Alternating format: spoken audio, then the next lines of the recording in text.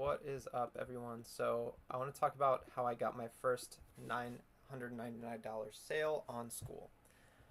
Now, this is something that people used to strive for a lot, and now that the price is greater, you can charge a greater price on Skool. It's a little bit different now because you can charge $10,000, but people used to strive for $999 a month because that was the highest price you could charge. Now, a lot of people did it. There's a lot of people that were able to do it right away. Like they had no problems generating $30,000 with 999 sales. And then there's a lot more people, myself included, that struggled with it for a long time. What is the difference between the two? The people who are able to do it and the people who struggle and don't really do it, and never really quite get to that goal.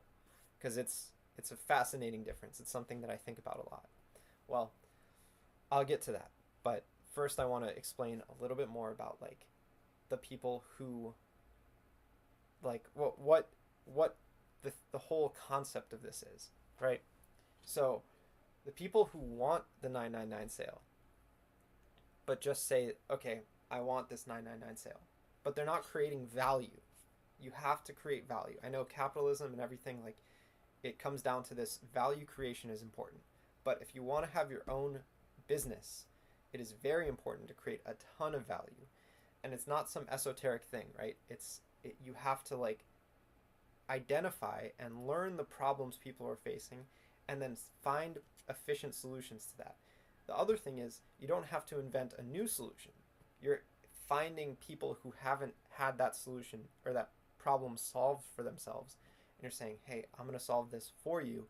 I'm going to do the work. I'm going to do the proper things to actually help you identify and solve this problem." So the people who actually did this, there's people who had audiences and who had no audience, and they both were able to do the same thing. They were both able to amass that hundreds of 999 sales, or tens, whatever. People with no audience and people with massive audiences, they were both able to achieve the same goal. But how were they able to do that? It's because they were clear on what they were providing.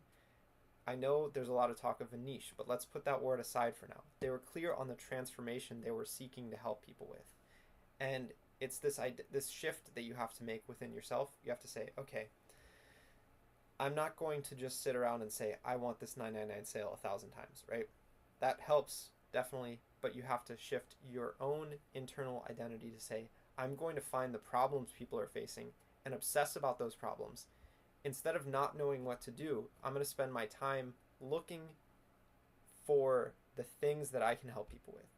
And one of the analogies that I used to use before I even really understood this was like, okay, and this sounded really simple and obvious to me back then, but it's kind of, I'm just going to share the analogy because it might help you.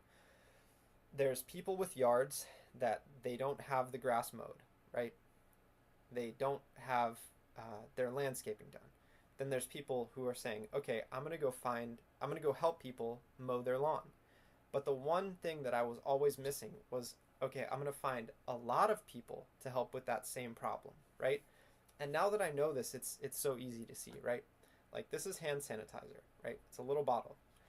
People say, "Okay, I'm going to find a way to package and manufacture this more efficiently than kind of anyone else. Then I'm going to find people who will buy that from me in massive quantities." So they're not just making this specific bottle and everything and the hand sanitizer. Like, all these components already exist. They just found a new way to package it and sell it, and a new market to sell it to. So what can you do if you're new on Skool and you want to make your first $10,000 sale?